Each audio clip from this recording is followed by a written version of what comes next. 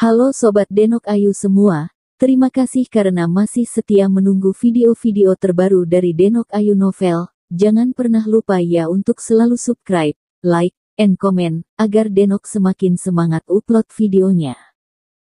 Menantu terbaik bab 736 brutalitas perbaikan.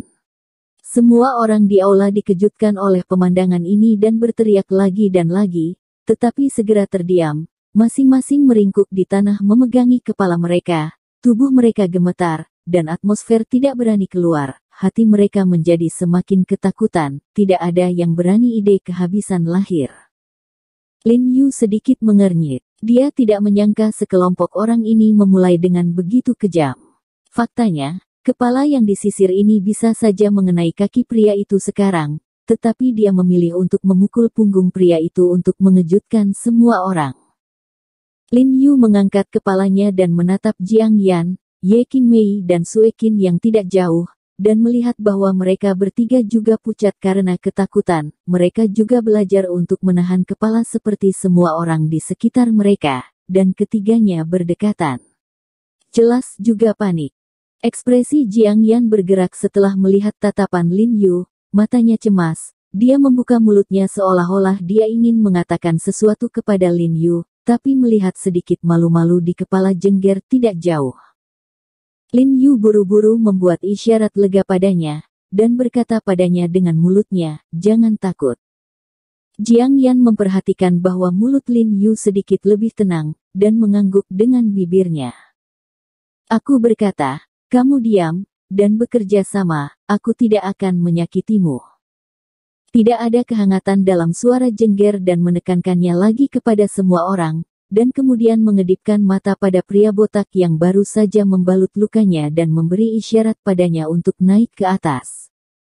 Pria botak itu segera mengerti maksudnya, mengangguk, dan segera menaiki tangga di samping, bergegas ke lantai 2, menemukan arah yang sangat tersembunyi, berjongkok, dan melihat keluar jendela kaca dengan hati-hati, lalu memasukkan saku ke dalam sakunya. Semua granat dikeluarkan, ditempatkan dengan rapi di bawah kakinya, dan kemudian dia memeriksa senapan mesin ringan di tangannya, dan mengarahkan moncong senapan mesin ringan ke orang-orang yang berjongkok di lantai bawah. Lin Yu terkejut, berpikir bahwa para pembunuh ini benar-benar licik. Jelas, langkah pria botak itu adalah untuk mengimbangi penembak jitu atau menyerang personel dari semua sudut. Jika ada perubahan, pria botak itu akan dapat menembak blockbuster di tempat. Sandera. Dengarkan orang-orang di dalam, kamu sekarang dikepung. Kamu sekarang dikepung. Cepat taruh senjatamu dan menyerah. Kami bisa menjamin keselamatanmu. Pada saat ini, suara bernada tinggi tiba-tiba datang dari klakson polisi di luar, meneriakkan omong kosong untuk membujuk pembunuh di ruangan itu agar meletakkan senjatanya dan menyerah. Sayang sekali. Lin Yu mendengarkan kata-kata yang tidak berarti ini, dan ingat bahwa Yuan Jiang baru saja berada di luar sana saat dia sombong dan percaya diri, jadi dia tidak marah, baru saja dia membual bahwa dia akan bisa menangkapnya. Kelompok pembunuh ini pasti bisa menjamin keselamatan semua orang di dalam. Pada akhirnya, kerja keras ini sudah cukup dan satu orang akan mati.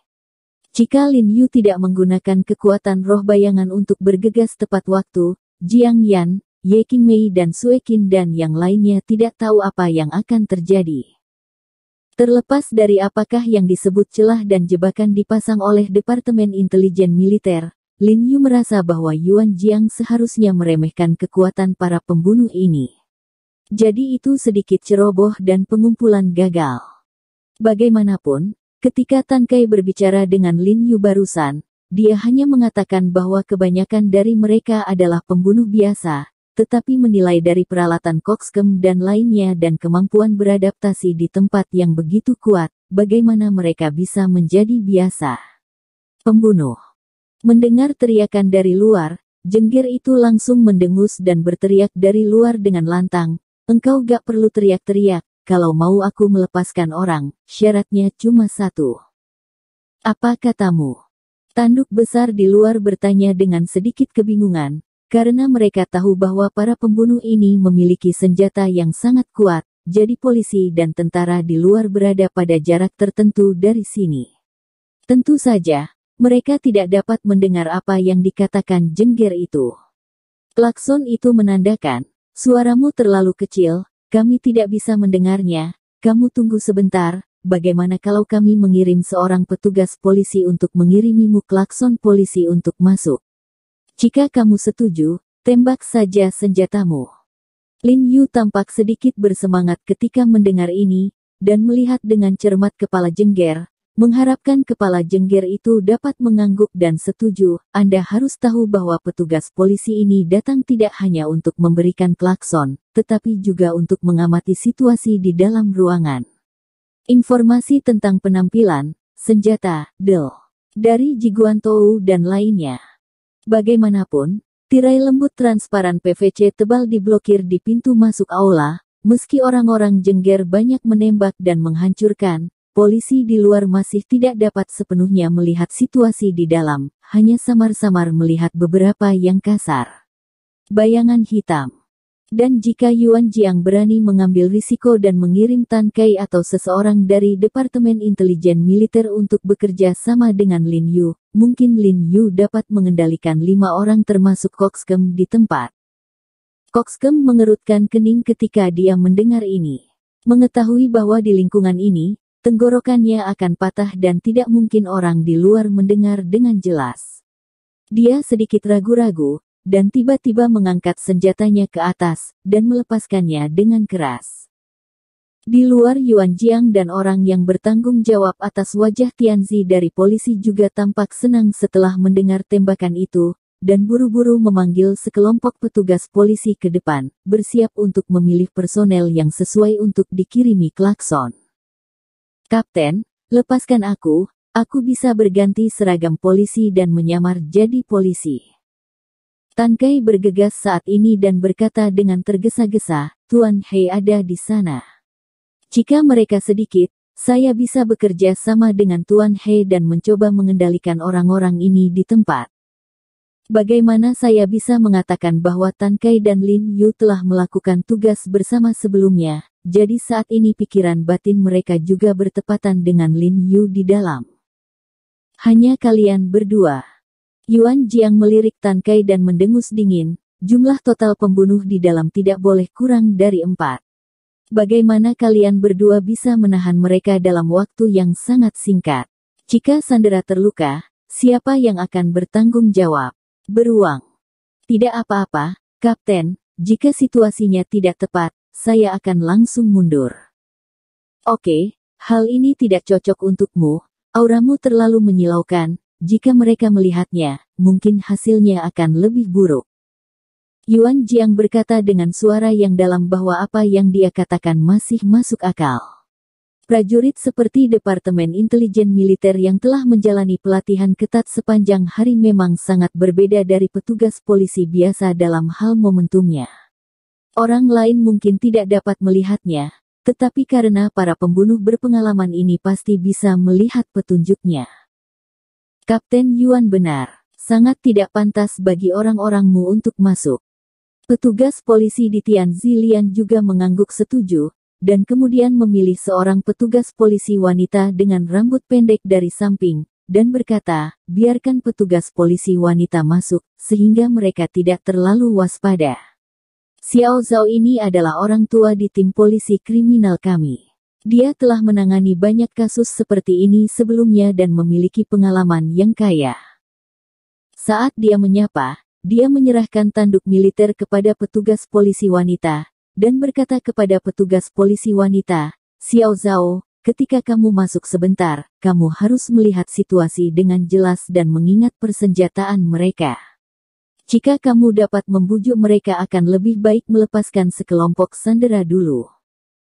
Xiao Zhao mengangguk dengan penuh semangat, lalu mengambil klakson polisi dan berjalan cepat menuju kota asal karena dia pernah menghadapi penyanderaan seperti ini oleh penjahat sebelumnya. Dia terlihat teguh dan tidak merasa panik. Halo, saya di sini untuk memberi Anda tanduk. Saya hanya memiliki satu tanduk di tangan saya dan saya tidak memiliki senjata apapun di tubuh saya. Saya siap untuk masuk sekarang.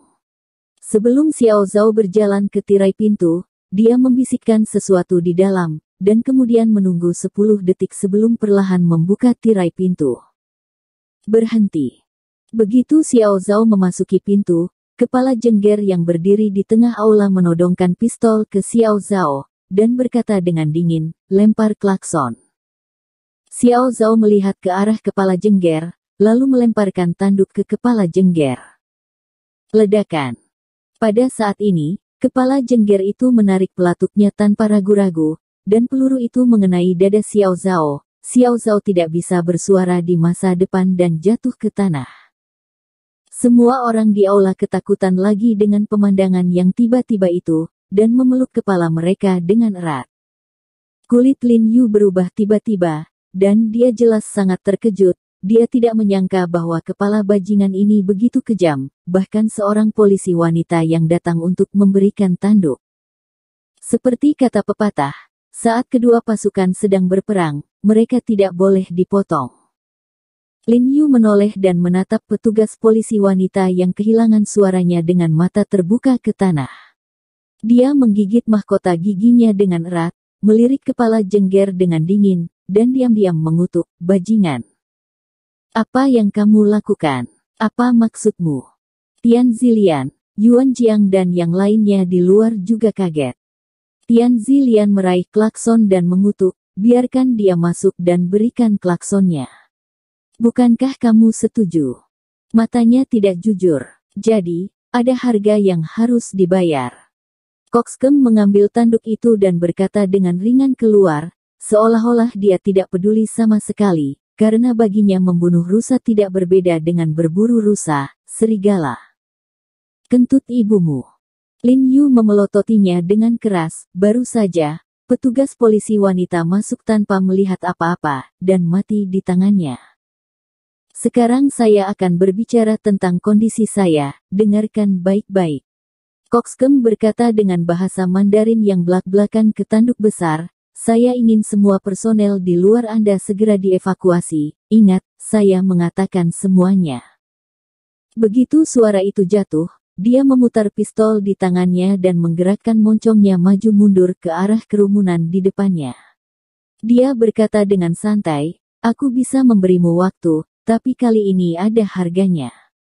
Setiap 2 menit kamu saya belum mengevakuasi semua, maka saya akan menembak dan membunuh 1 orang.